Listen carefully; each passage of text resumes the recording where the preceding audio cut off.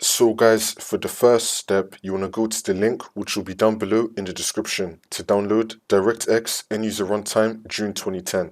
And now once you're on this, you want to scroll down, choose your language, and then click on download. It's now going to start downloading. If the download did not start, then you want to click right here, which will then start the download. Wait for this to load. And now once that's been done, you want to click on it. And now this will come up. You want to click on yes. You want to go to your desktop and then create a new folder. So just right click on your desktop and then click on new and then click on folder. Just call it anything you want.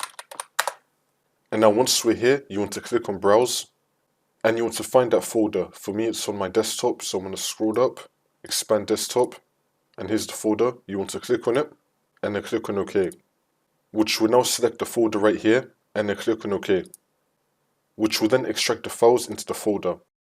Now you want to double click on the folder, and now once we're here, you want to scroll down until we find dxsetup.exe. Double click on it, and then click on yes.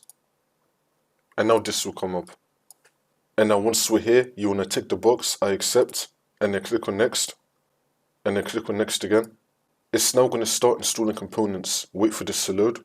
And then once that's been done, you want to click on finish. For the next step, you want to go to search and type in check for updates. Click on it. And now once we're on this, you want to click on check for updates. Make sure that your computer is fully up to date. And now for the last step, you want to restart your computer. And then the problem should be fixed.